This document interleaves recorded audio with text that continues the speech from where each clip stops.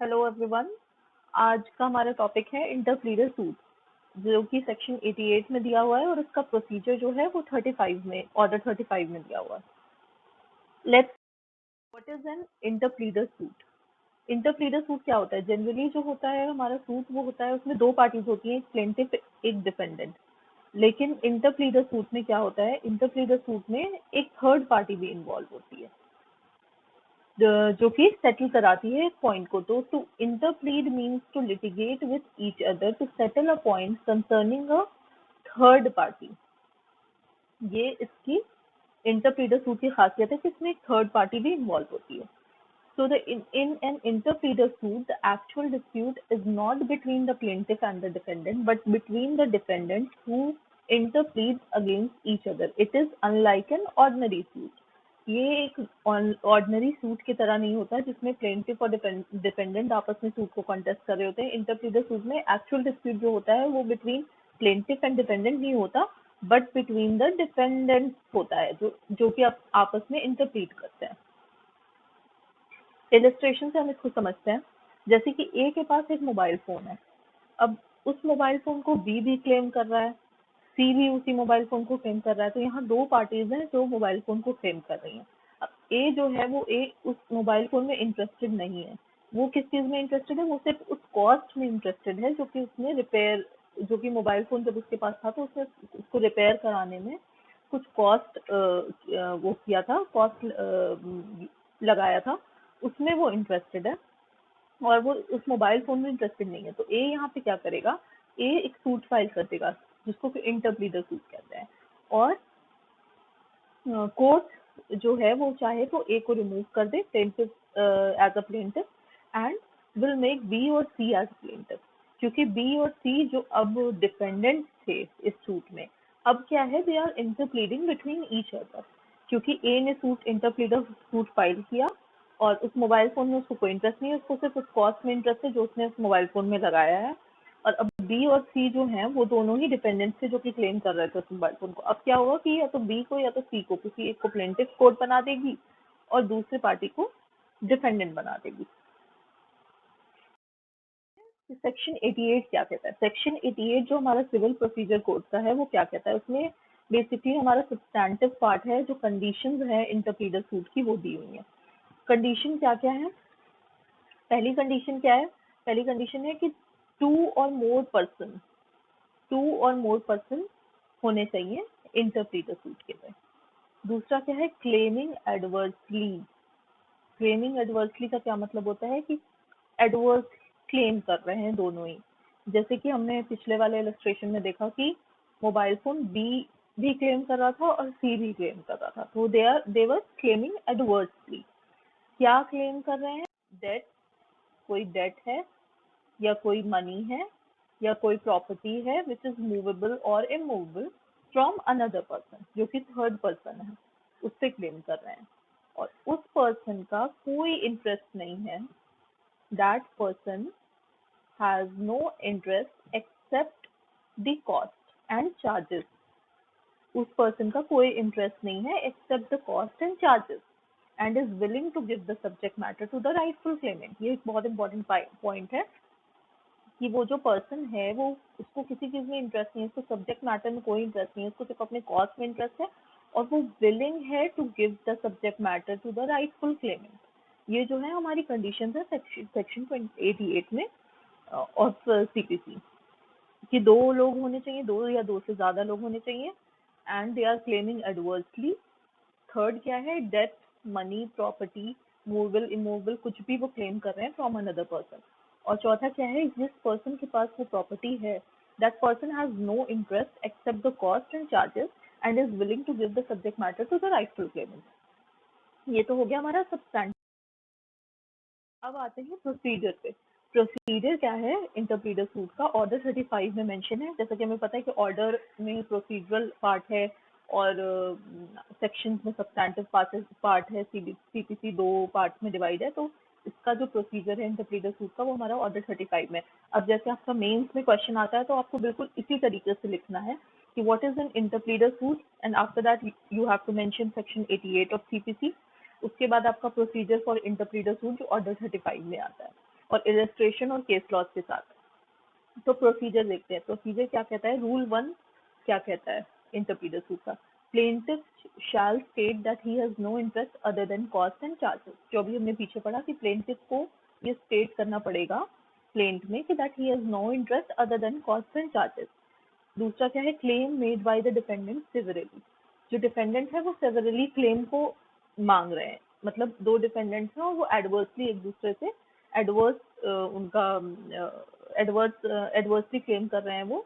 और तीसरा क्या है कि there is no collusion between the plaintiff and any of the defendant, कि प्लेंटिफ और डिफेंडेंट में कोई कोल्यूजन नहीं है, क्योंकि प्लेंटिफ को कोई इंटरेस्ट नहीं सब्जेक्ट मैटर में, तो कोई कोल्यूजन बनने की बात ही नहीं होती है। कोल्यूजन डिफेंडेंट्स के बीच में है, कोल्यूजन कोई प्लेंटिफ और डिफेंडेंट के बीच में नहीं है। रूल 2 क्या कहता है, रूल 2 कहता है कि if the subject matter is capable of being paid into court or placed in the custody of the court, the plaintiff may be required to do so।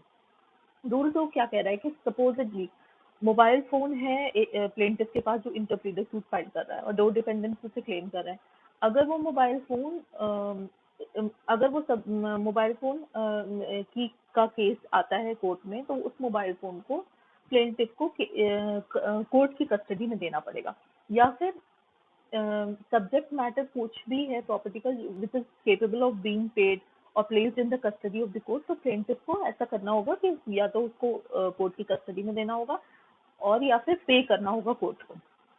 ये हमारा रूल 3 क्या कहता है, रूल 3 को मैंने इलस्ट्रेशन के उससे समझाया है कि रूल 3 ये कहता है कि जैसे एक सूट ये चल रहा है हमारा, ए जो है आपका प्लेंटिफ है और दो डिपेंडेंट्स हैं बी एंड सी।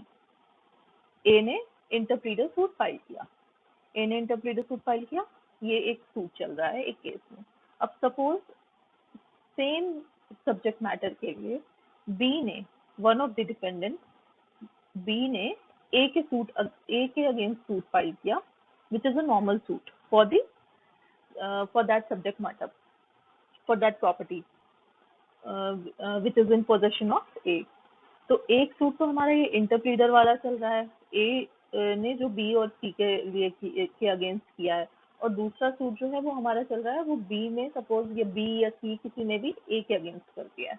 तो ये दो सूट हो गए। तो रूल 3 हमारा क्या कहता है कि the suit which defendant B has instituted against A shall be stayed and cost shall be provided to the plaintiff.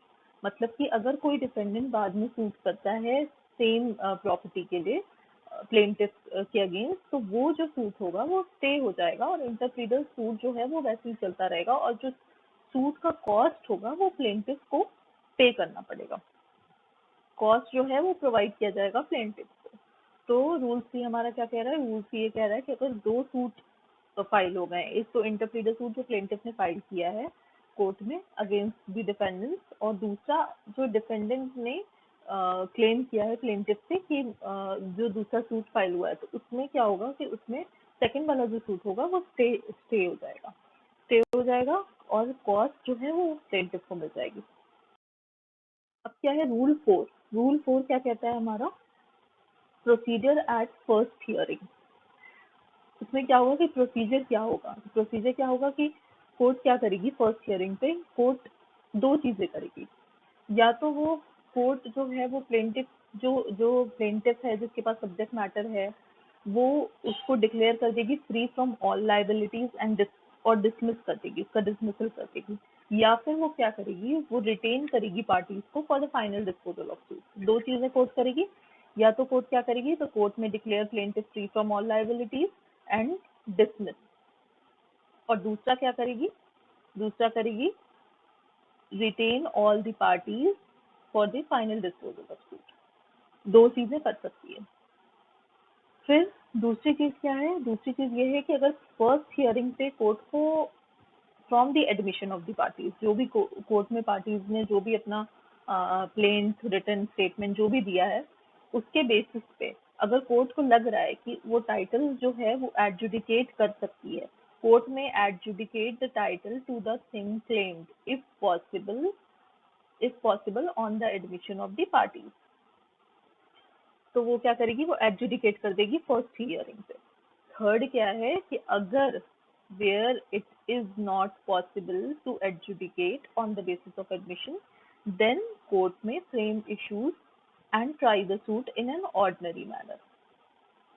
ठीक है, तो दो चीजें हैं कि पहला तो ये कि अगर एडमिशन ऑफ द पार्टीज से कोर्ट को समझ में आ रहा है कि ये जो चीज है, जो थिंग है, वो किसकी है, तो वो एडजुडिकेट कर देगी टाइटल को उसी टाइम पे, फर्स्ट हियरिंग पे. इन केस थर्ड वाला जो है हमारा कि where it is not possible to adjudicate on the basis of the admission, then court में frame issues and try the suit in an ordinary manner. उसके बाद कोर्ट क्या करेगी, इशू फ्रेम करेगी और सूट को ट्राई करेगी ऑर्डिनरी मैनर में, जैसा कि एक सूट चलता है कोर्ट में. ये तो हो गया हमारा रूल 4. अब क्या है कि who can not file interpleader suit. Rule 5 क्या कहता है ऑर्डर 35 का कि an agent can not file an interpleader suit against the principal. ये तो पहला हमारा हो गया.